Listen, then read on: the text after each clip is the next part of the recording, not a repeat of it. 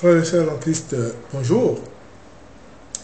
Frère Sari, évangéliste, et la servante Marie Bénie du ministère prophétique pour le renforcement de la foi chrétienne sont heureux de vous accueillir pour une séance d'exhortation prophétique sur la concurrence dans les couples. Une petite exhortation.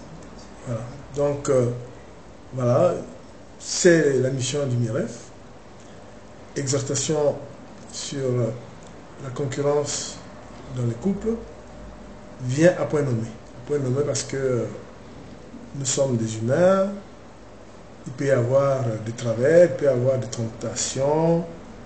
Évidemment, il peut aussi avoir comme ça une notion de pouvoir qui peut nous traverser la tête. Mais nous savons aussi que les uns et les autres peuvent se ressaisir. Mais il est du rôle des serviteurs de Dieu, évidemment, d'essayer d'apporter la parole du Seigneur, en ce qui concerne tous les sujets auxquels nous pouvons faire face. Et c'est pour ça que je vais laisser la servante Marie Bénie conduire donc cette exhortation, avec bien sûr notre appui. Et prophétesse Marie Bénie, à toi la parole. Shalom mes bien-aimés, nous allons passer un petit moment d'exhortation, hein, comme il a dit l'évangéliste. Et nous allons parler de la concurrence dans les couples, la jalousie, la rivalité et tout ça qui gangrène les couples. Maintenant, dans ces temps qu'on vit. Voilà. Et voilà, c'est un mal qui gangrène les couples aujourd'hui. C'est le complexe, la jalousie, voilà, et la rivalité. Les médailles, on était habitués que c'était l'homme qui gagnait bien la vie, qui faisait tourner la maison, plan financier, qui avait mis là dans le plan financier et tout. Alors maintenant, il y a beaucoup de femmes qui travaillent, on est obligé d'ailleurs, parce que c'est pas facile quand c'est l'homme seul qui travaille. Il faudrait aussi apporter quelque chose. On n'est pas des femmes, on est des femmes qui ne restent pas à ne rien faire, qui sont des consommatrices et tout ça. Nous voulons aussi apporter aussi quelque chose à la maison pour pouvoir aider le mari, qu'il puisse aussi de temps en temps avoir une épaule où il peut s'appuyer. Mais il y a des hommes qui ne supportent pas cela. Alors il y a beaucoup de tensions parfois dans les couples, il y a parfois beaucoup de rivalité, beaucoup de choses qui ne vont pas à cause de cela. Il y a des maris qui ne supportent pas que leurs femmes gagnent plus ou qu'elles réussissent dans leur carrière. Alors moi je me demandais pourquoi étouffer le talent de l'autre, pourquoi autant de méchanceté, parce que c'est une méchanceté, parce que Dieu lui dit a mis quelque chose dans tout le monde a un talent, tout le monde a aussi sa destinée et tout le monde a aussi un don. Alors chacun exploite tout cela comme Dieu a décidé. Voilà. Et puis si ta femme est nommée directrice, soutiens-la, encourage-la et félicite-la. Nous avons toujours besoin de soutien de l'autre, surtout quand c'est l'os de tes os, la chair de ta chair. On en a toujours besoin. Ça ne sert à rien la fierté, l'orgueil mal placé. Où on veut étouffer les autres, où on ne veut pas que quelqu'un d'autre puisse vraiment vivre son don, vivre.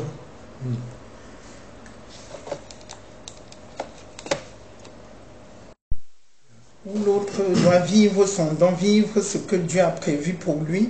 Et tout ça, il faut le laisser. Il faut laisser les femmes aussi, voilà, pouvoir s'épanouir. C'est des chrétiennes aussi, oui. Les chrétiennes, elles doivent travailler. Elles doivent aussi ramener le pain à la maison. Elles doivent aussi ramener ce qu'il faut à la maison. Elles doivent soutenir leur mari. Elles ne peuvent pas être à la maison à ne rien faire.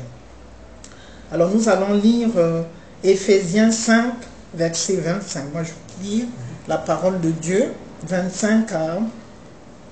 On va aller un petit bout, à 27. Voilà. Je lis la parole de Dieu.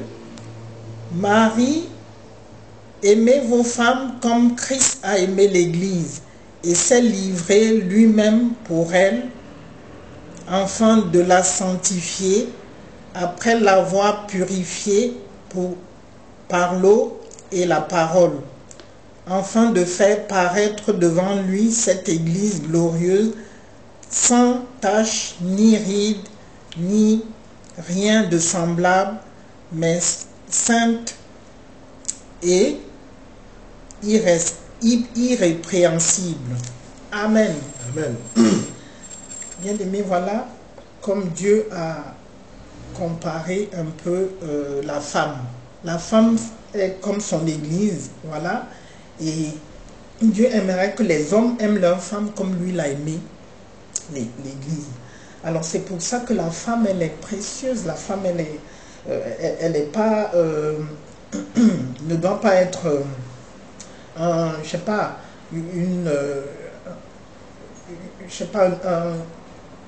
quelque chose qui fait à ce que son mari soit vraiment contre elle, parce qu'elle a réussi, parce qu'elle a ses affaires peut-être qui fleurissent, elle a peut-être un poste assez important, et que lui, il n'a pas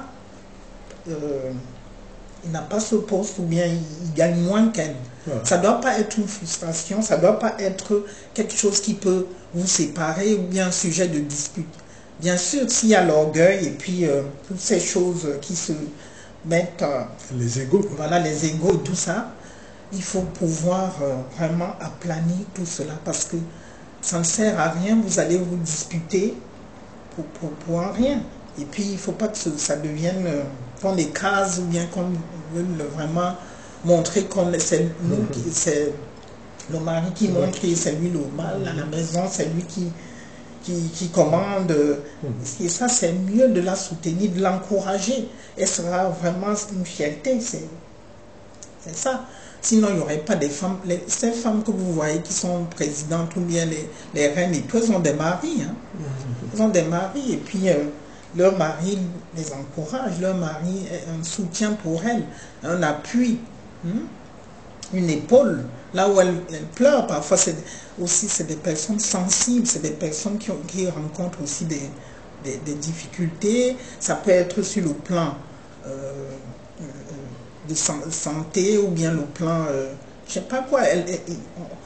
Elles sont en contact avec d'autres personnes qui peuvent la blesser. Et c'est le mari qui sera là pour lui monter le moral, pour lui dire ça va, tu vas arriver, ne te décourage pas et tout. Elle a besoin de ça. Elle a besoin de ça. Elle n'a pas besoin qu'on l'écrase de nouveau à la maison, qu'on la traite comme rien. Alors soyons humbles, et il faut que les hommes soient humbles et mettre l'orgueil de côté. Voilà. C'est ça le message, mes bien-aimés. Et je vais laisser l'homme de Dieu lire, voilà, Éphésiens. Voilà. Et puis je ferai aussi un commentaire. Je lis donc Éphésiens 5, de 28 à 33. Je lis la parole de Dieu. C'est de la même façon que les maris doivent aimer leurs femmes comme leur propre corps. Celui qui aime sa femme s'aime soi-même. Jamais personne n'a méprisé son propre corps. Au contraire, on le nourrit, on en prend soin. C'est ce que fait le Christ pour l'Église, parce que nous sommes les membres de son corps. Comme dit l'Écriture, à cause de cela, l'homme quittera son père et sa mère, il s'attachera à sa femme, et tous deux ne feront plus qu'un. Amen. Amen. Ce mystère est grand. Je le dis en référence au Christ et à l'Église. Pour en revenir à vous, chacun doit aimer sa propre femme comme lui-même, et la femme doit avoir du respect pour son mari. Béni soit l'Éternel. Donc voilà, c'est une parole qui vient à point dans ce thème d'exhortation prophétique sur la concurrence. en fait, quand vous le voyez, quand vous lisez cette parole-là, ben, il n'y a pas lieu qu'il y ait concurrence. Déjà, depuis la création, où Dieu dit, hein, après le péché de Ève, que bon, lui, il dominera sur toi, mais il n'a pas dit que tu ne peux pas occuper un poste qui peut, en fonction du poste que tu occupes, faire amener de l'argent à la maison.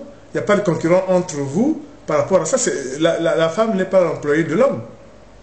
Hein? Donc, il n'y a pas à se dire que, ben, comme c'est la femme, il ne peut pas travailler, ou bien il ne peut pas gagner plus. Ce n'est pas l'homme qui paye le salaire de la femme. C'est en fonction du poste qu'elle a. Donc, on peut dire qu'au contraire, si la femme a un poste et qu'elle remplit ses obligations par rapport à sa convention collective, par rapport aux spécificités de son entreprise, et elle gagne ce qu'elle gagne, ben, quand elle viendra à la maison, elle portera l'argent. Selon comment vous êtes organisé, elle participera en toute quiétude à ça. C'est très important. Parce que là, ce passage biblique nous montre quoi? Nous montre que, au-delà des différences qu'il peut y avoir sur le poste que peut occuper quelqu'un, vous avez une relation singulière, qui est que 1 plus 1 égale 1. C'est très important. Et comme Christ a aimé l'Église, vous devez aimer vos femmes de la même manière. Et en même temps, l'homme, tu dois savoir que tu as des obligations envers la femme aussi. Donc, il ne s'agit pas de se faire concurrence, quel que soit le domaine. Alors, si vous êtes tous les deux serviteurs de Dieu, par exemple, alors qu'est-ce que vous allez faire? Vous êtes serviteurs de Dieu, chacun s'en appelle. Ben, qui plus est, en étant serviteur de Dieu, vous connaissez ce que disent les Écritures. Et vous les appliquez. Vous les appliquez, et en toute connaissance, il n'y a pas lieu de dire moi je suis plus que... Non, chacun exerce. Sauf que le fonctionnement de l'Église corps de Christ, il est défini par le Christ. Et il est défini par le Christ en fonction du charisme. Et puis, votre relation maritale fait que ben, vous vivez comme mari et femme selon les Écritures. Donc, normalement, là, c'est à point nommé. Les gens qui prêchent justement la polygamie doivent voir que là, Christ est monogame. Christ nous donne une leçon par excellence même sur la monogamie. Qui disent que voilà, la monogamie n'est pas prohibée. Oui, mais la polygamie n'est pas prohibée. Mais ils oublient que la monogamie est exaucée et rehaussée par les Écritures. Ça, il faut le dire. Et par qui? Par Jésus, le Seigneur. Ça, c'est très important. Oui, mais oui, voilà la polygamie, nulle part on dit que c'est interdit. Mais attention, nous ne sommes pas dans l'Ancien Testament, nous sommes dans le Nouveau Testament. Et le Nouveau Testament, il y a ce qu'on appelle la Nouvelle Alliance apportée par Jésus. Et dans la Nouvelle Alliance, nous venons de lire ce qu'il y a. Ce que nous venons de lire des Éphésiens, hein, c'est ça, c'est la vérité béate, la vérité vraie. Il n'y a pas à vivre dans un système d'oppression.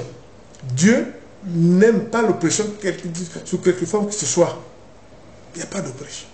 Donc, vous vivez en toute symbiose, en sachant que vous êtes mari et femme, en sachant que si vous travaillez, vous apportez l'argent pour la maison, selon vos projets, selon ce que vous fonctionnez, comment, etc. Et il ne peut pas y avoir de concurrence. La concurrence, je voudrais quand même pas, je ne voulais pas trop le dire, la concurrence va vous entraîner au péché. Quand Dieu dit, aimez l'autre comme vous-même, mais c'est justement ça. Si déjà, tu commences à avoir la concurrence contre l'homme, ou contre, enfin souvent c'est contre la femme, parce que gagne, parce que c'est déjà quelque part le deuxième commandement qui est un peu biaisé. Hein, tu aimeras ton prochain comme toi-même. Donc attention. Et en plus là, il y en a qui cachent aussi, voilà, qui peuvent aussi prendre l'argent de la femme et puis... Par exemple, oui, il y a aussi, là nous n'avons pas abordé ça, mais c'est vrai, il peut aussi vouloir dire que comme je suis chef de tout l'argent, je prends, je fais ce que je veux.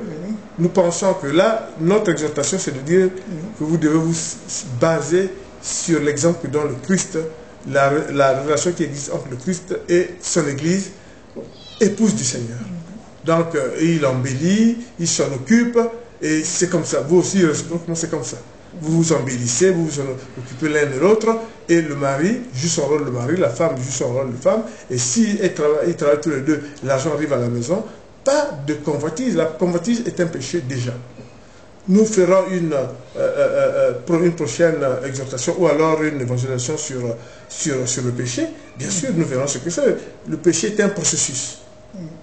Mais si tu commences à avoir de la convoitise, ah non, pourquoi il gagne plus, pourquoi... Même si tu dis non, mais je n'ai rien fait, attention, tu commences déjà à avoir le premier pas vers le péché aussi. Attention, le péché est un processus. Attention. Donc, je laisse... Voilà, et puis la parole de Dieu dit aussi que nous devons nous soumettre les uns aux autres. Ce n'est pas facile de se soumettre les uns aux autres. Mais les problèmes de communication et la concurrence sont vraiment ennemis du mariage. Voilà, de votre relation. Si ta femme gagne plus, ce n'est pas grave. Mais bien aimé, ce n'est pas grave. Hein? C'est votre argent. Vous êtes un. Comme vous êtes un, oui. N'entretenez pas la rivalité et essayez le plus possible de remédier aux situations de rivalité et de concurrence, que chacun mette le sien dans l'édification du couple. Le respect et la bénignité deviennent naturels. Voilà. Quand on se met tous ensemble, quand on est en symbiose, quand on est comment on dit, en unicité, quoi. Voilà, vous êtes 1 plus 1 égale 1, donc vous formez un seul corps, voilà, comme l'église corps de Christ.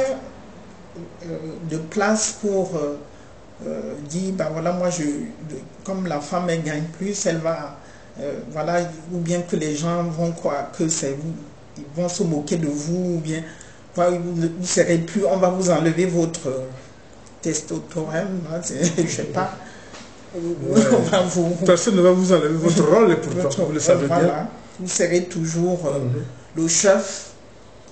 Et c'est vous qui êtes le chef de la famille. Bon, il ne faut pas que ce soit une honte ou bien un sujet de dispute, de jalousie. Voilà, entre nous, juste pour vous faire rigoler, mais en rigolant en bien. Est-ce que des reines ont des maris? Les reines du monde ont des maris ou pas? Mais les maris ne sont pas rois. C'est des maris comme hommes du peuple. Mais pourtant, la femme est reine. Voilà. Voilà. Mais il y a même des présidentes qui ont des maris, moi j'ai dit reine, mais il y a même des présidentes qui sont mariées, leur mari n'est pas président. Vous voyez, en Allemagne on a vu, à l'époque, chancelier, etc. Ça veut dire quoi? Ça veut dire que ça arrive même dans le domaine du monde. Mais dans le domaine chrétien, qui plus est, l'humilité devrait vous permettre de ne pas avoir la jalousie insignifiante. C'est-à-dire que, je ne dis pas que c'est une jalousie mortifère, hein, je ne pense pas. Mais ça crée un climat malsain. Pourquoi? Parce que chaque fois tu dois penser que il gagne plus que moi, donc je suis plus homme. En quoi tu n'es plus homme? En quoi? Au contraire, je vous donne l'exemple de présidentes, de reines, etc. Voilà, ils ont, les couples, il y a même des couples qui ont vécu jusqu'à des décès, etc. Ils ont été tous ensemble. Donc pour vous dire que, qui plus est, chrétiens, ressaisissez-vous, suivez cette parole du miracle là, et vraiment jouez votre rôle, et en se basant sur les Écritures, notamment Éphésiens 5, là, nous venons de voir qu'en fait, il n'y a pas de problème. C'est Satan qui toujours tapis dans l'ombre, et c'est de vous pousser vers l'adversité. Non, vous devez vraiment bas la terre, se dire, ou revenir à la parole de Dieu, lire Éphésiens, lire le deuxième commandement de Dieu, et vous comprendrez qu'effectivement, je dois tout faire pour calmer le jeu. La jalousie n'a pas lieu d'être, la concurrence n'a pas lieu d'être. Nous sommes vraiment un seul corps. Mais bien aimé, alors que vraiment l'amour de Dieu, la paix, la grâce soit votre faveur dans tous les couples du monde entier, et que vraiment l'amour de Dieu règne, et la bonté, et qu'il n'y ait plus vraiment de rivalité, de dispute dans les couples chrétiens, que vous soyez vraiment en paix, que vraiment que voilà, la grâce et la faveur soient votre partage. Amen. Au nom puissant de Jésus. Amen. Amen.